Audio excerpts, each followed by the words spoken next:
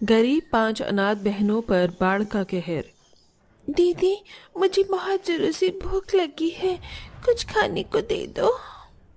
अभी तो मैं खाने के लिए कुछ बनाया ही नहीं है। फिर हम लोग क्या खाएंगे दीदी? भूख से मेरे पेट में दर्द हो रहा है। वैसे भी रोजाना हमें सही से खाना भी नहीं मिलता। ऐसी परेशानियां हमें कब तक और देखनी होंगी दीदी? एक दिन सब कुछ ठीक हो जाएगा, तुम चिंता मत करो। जैसे ही बारिश रुकती है मैं बाहर जाऊंगी और कुछ खाने के लिए लेकर आऊंगी। पांचों अनाथ बहनें एक छोटी सी झोपड़ी में अपना गुजारा कर रही थी। झोपड़ी में पानी टपकता तो नहीं था, लेकिन बारिश होने की वजह से घर के अंदर पानी भर जाया करता था। दीदी दीदी, देखो पानी भरने लगा है, हमारे बिस्तर गीले हो जाएंगे। राधिका सुनो, मेरे साथ जल्दी जल्दी बिस्तर उठवा दो, नहीं तो हमारे पास रात को सोने के लिए बिस्तर भी नहीं बचेंगे। ठीक है दीदी, मैं आपकी मदद करती हूँ। वैष्णवी अपनी चारों बहनों में से सबसे बड़ी थी और वो सभी की बहुत अच्छे से देख रेख भी करती थी। राधिका उससे छोटी थी, इसलिए वो हमेशा राधिका की ही मदद लिया करती थी। बाकी की तीनों बहनें छोटी थीं, इसलिए वो पढ़ाई कर रही थी। आज अगर हमारे माता पिता जिंदा होते तो हमें ये सारे दिन देखने नहीं पड़ते। माँ पिताजी हमें छोड़कर चले गए, लेकिन हम बहनें एक दूसरे का साथ जिंदगी भर कभी नहीं छोड़ेंगे। हाँ राधिका, तुमने बिल्कुल सही कहा। पांचों बहनें एक दूसरे से बहुत प्यार करती थीं। अब दोनों बहनें मिलकर पहले तो घर के अंदर से पानी को बाहर निकालती हैं और फिर घर सुखाकर बिस्तर लगाती हैं। जब बारिश थम जाती है तो राधिका घर से बाहर खाना लेने चली जाती है। अपनी बहनों को ये बोल तो दिया है कि मैं खाना लेने जा रही हूँ, लेकिन मेरे पास तो खाना लेने के लिए पैसे ही नहीं है, तो फिर खाना आएगा कैसे? राधिका चलते चलते एक रेस्टोरेंट के पास पहुंच जाती है, जहां पर वो रेस्टोरेंट की कांच की खिड़की के अंदर से झांक कर अमीर लोगों को खाना खाते हुए देखती है। अरे बस भाई यार, मेरा तो पेट भर गया, अब मैं नहीं खा सकता। अरे तूने बिल्कुल सही कहा, मेरा भी पेट भर चुका है और अब मैं नहीं खा पाऊंगा। चलो अब घर चलते हैं। नितिन और विपिन ने अपने लिए बहुत सारा खाना ऑर्डर किया था। अलग अलग प्रकार की डिशेस थीं जो वहां खाने की टेबल पर पड़ी हुई थी। वो इतना सारा खाना छोड़कर वहां से जा रहे थे। जैसे वो रेस्टोरेंट के बाहर आते हैं, उन्हें देखकर राधिका उनके पैरों में गिर जाती है और उनसे कहती है, रुको साहब, रुको, मुझे थोड़ी सी मदद चाहिए आपकी। आपने जो रेस्टोरेंट में खाना खाया है वो रेस्टोरेंट का वेटर कूड़े में फेंक देगा और वो खाना खराब हो जाएगा। मेरी 4 बहनें हैं जो घर पर भूखी हैं, आप वो खाना मुझे लाकर दे दो। अगर मैं अंदर गई तो वेटर मुझे मार मार कर बाहर भगा देगा। राधिका के इस तरह बोलने पर नितिन और विपिन दोनों को उसके ऊपर तरस आ जाता है। वो रेस्टोरेंट के अंदर जाते हैं और जो भी बचा हुआ खाना था उसे वेटर से कहकर पैक करवा देते हैं। ये लो खाना। लेकिन बारिश शुरू हो गई है, तुम इतनी बारिश में कैसे जाओगी? साहब मैं चली जाऊंगी, मेरी मदद के लिए आपका बहुत शुक्रिया। चलो गाड़ी में बैठो, हम तुम्हें छोड़ देते हैं। ये सुनकर राधिका खुश होती है, जिसके बाद वो उनकी गाड़ी में बैठ जाती है।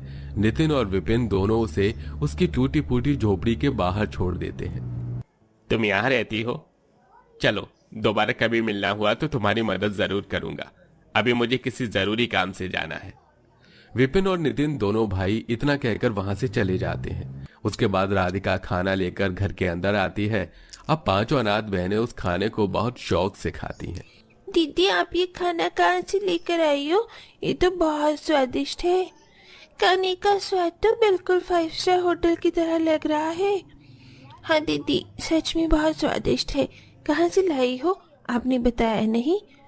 खाना मैं 5 स्टार होटल से ही लेकर आई हूँ। राधिका अपनी बहनों को सब कुछ बताती है।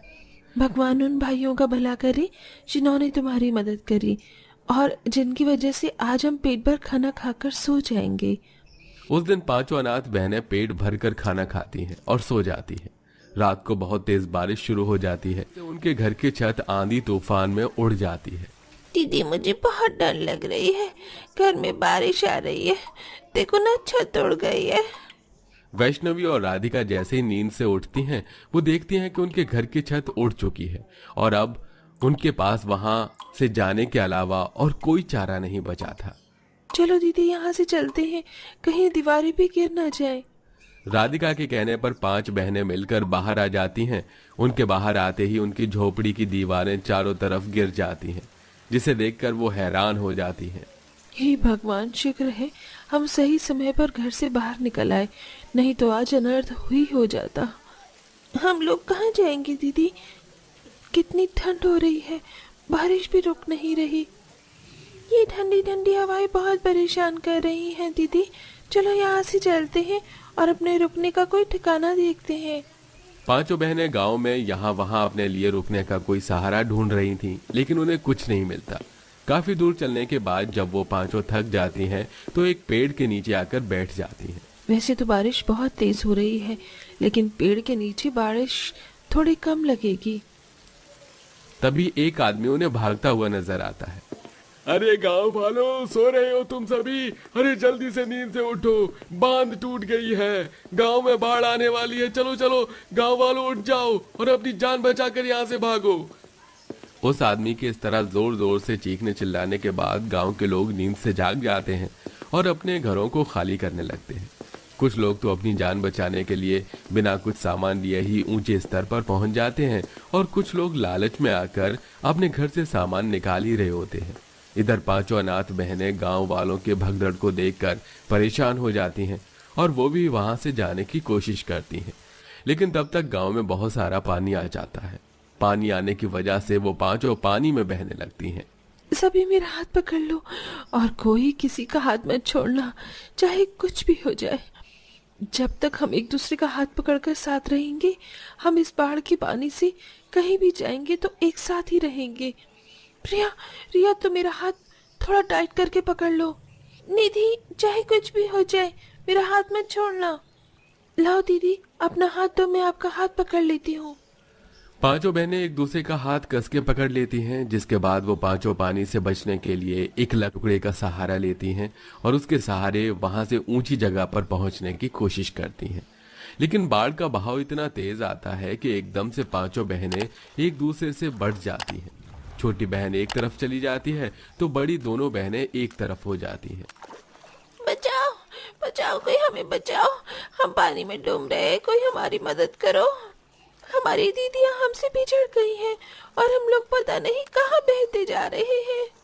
तीनों छोटी बहनें तो पानी के तेज बहाव से बेहोश हो जाती हैं और पानी में बहते हुए एक किनारे पहुंच जाती हैं, जहां उन्हें विपिन और नितिन मिलते हैं।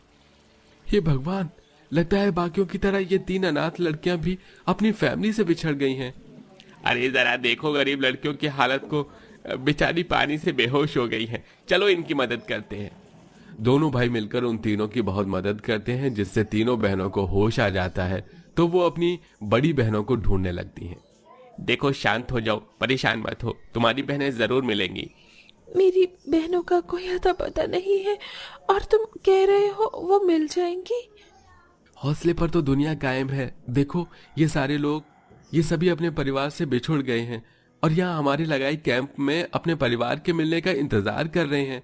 तुम भी इंतजार करो, तुम्हारे परिवार वाले तुम्हें ढूंढते हुए जरूर आएंगे। बाढ़ के कहर से पांचों अनाथ बहनें बिछड़ जाती हैं और अलग अलग हो जाती हैं, जिसके बाद वो तीनों इंतजार करते करते आधी रात तक वहीं पर रुकी रहती हैं। उनकी ऐसी हालत देखकर अब नितिन और विपिन से रहा नहीं जा रहा था। अरे, लगता है तुम्हारे परिवार से कोई नहीं आया। देखो हमारे साथ हमारे घर चलो, हम तुम्हारी देखरेख करेंगे और कंप्लेंट भी लिखवा देंगे। जैसे ही तुम्हारी बहनें मिल जाएंगी हम तुम्हें उन्हें दे देंगे। अब तीनों गरीब बहनों के पास और कोई चारा नहीं था। वो नितिन और विपिन के साथ रहने के लिए चली जाती हैं। यहाँ नितिन और विपिन दोनों उन तीनों का बहुत अच्छे से ख्याल रखते हैं। इसके बाद उनकी दोनों बड़ी बहनें उन्हें गांव में बहुत ढूंढती हैं, लेकिन उन्हें उनकी छोटी बहनें कहीं नजर नहीं आती, जिसके चलते वो रो रो के पागल हो जाती हैं। उन्हें लगता है कि बाढ़ के चलते उनकी बहनें भी उनके माता पिता की तरह भगवान को प्यारी हो गईं। अब जो है हम एक दूसरे के लिए हैं दीदी, हम एक दूसरे का साथ नहीं छोड़ेंगे, चाहे कुछ भी हो जाए। चलो राधिका, शहर चलते हैं। अब हम वहीं पर काम करेंगे, वहीं पर रहना सहना करेंगे। दोनों बड़ी बहन शहर आ जाती हैं, जहां वो एक कोठी में काम करना शुरू कर देती हैं। वहां उन्हें रहने के लिए भी जगह मिल जाती है और इधर छोटी बहनें पढ़ाई लिखाई शुरू कर देती हैं। देखते ही देखते पांचों बहनें बड़ी हो जाती हैं। तो बड़ी बहनें आज भी उसी कोठी में काम कर रही थी और छोटी बहनें बड़ी होकर अपनी पढ़ाई पूरी कर रही थी।